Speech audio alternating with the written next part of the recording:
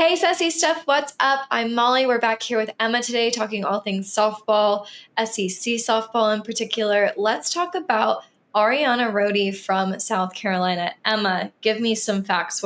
What's happening here with this girl? So she's our player of the week. Of course, like you said, she's with South Carolina. In her sophomore season, she had 22 home runs, ranked fifth nationally, 55 RBIs. Her slugging percentage was 27th in the nation. Total bases was 23rd in the nation. She was a team leader in hits, runs, doubles, walks, multi-hit games, multi-RBI games, longest on-base streak with 29. So she has been sensational for the South Carolina team.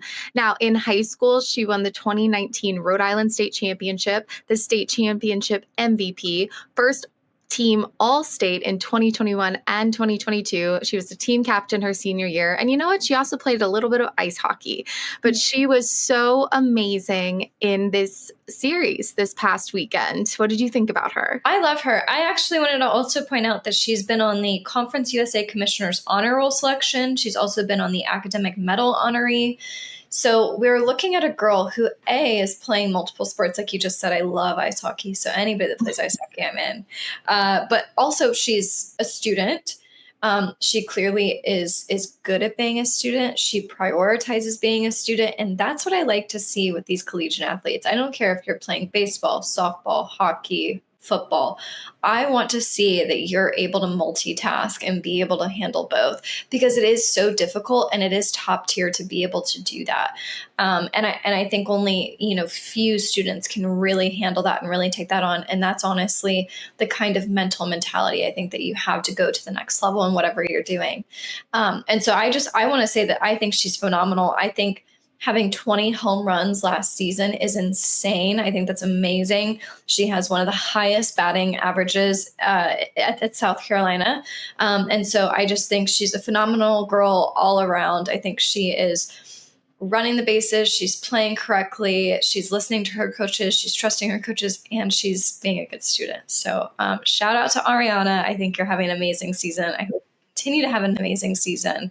And let's just say, I think she really helped USC kind of bring home that win this weekend too.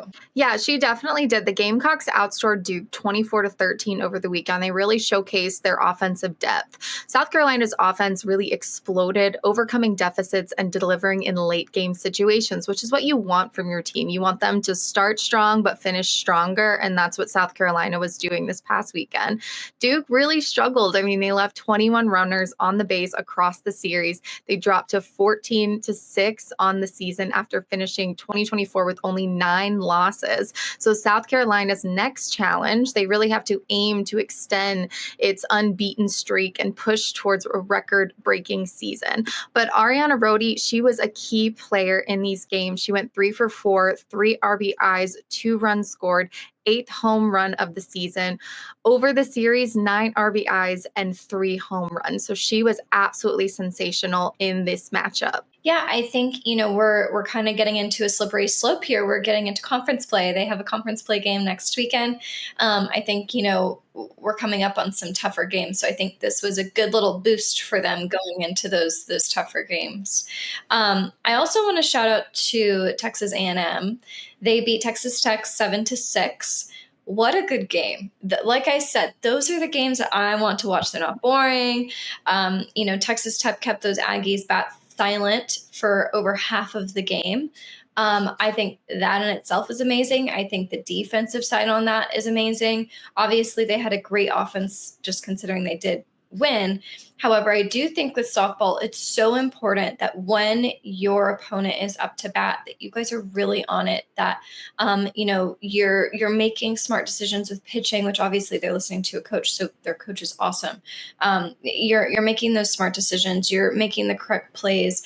You're not making errors. You have to be on it, and you're not overthrowing balls, which apparently we still do sometimes in college softball.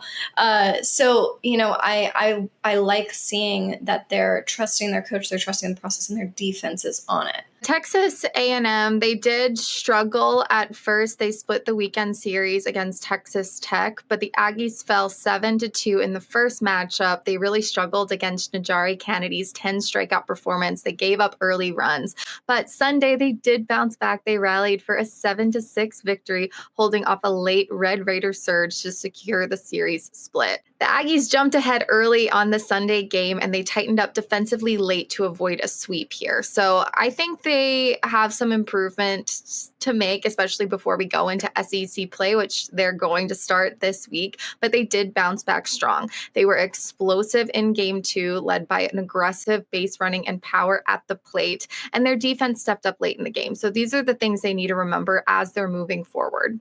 Yeah, and I do also want to point out that the attendance over the 4-day invitational was 9,592, including Saturday's number one all-time attendance of 2,754 people.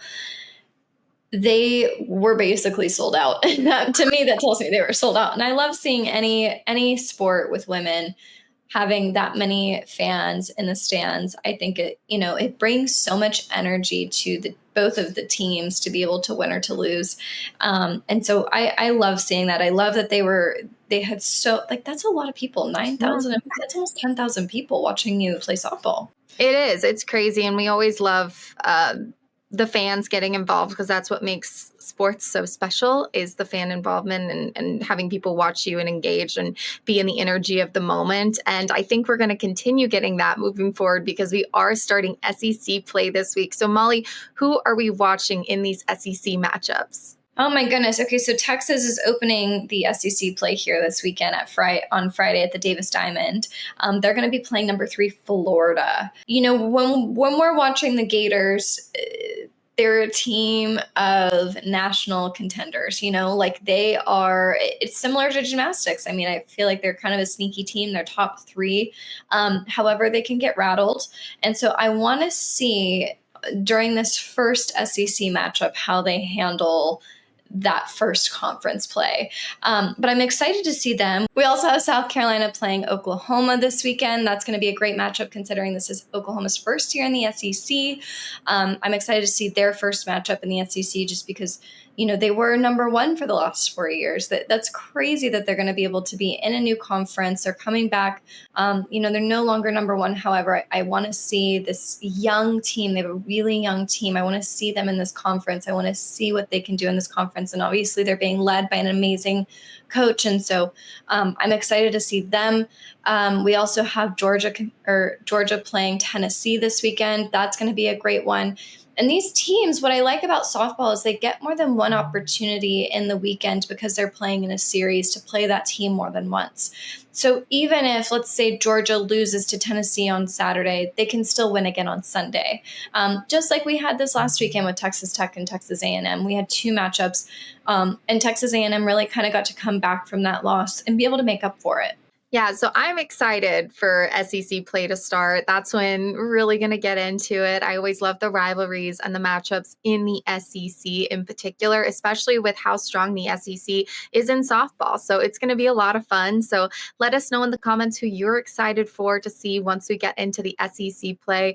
Who's going to fall? Who's going to come out on top? Can Texas and OU keep their crowns? We're going to see. So join us next week when we talk more softball here on SEC Stuff. Bye-bye.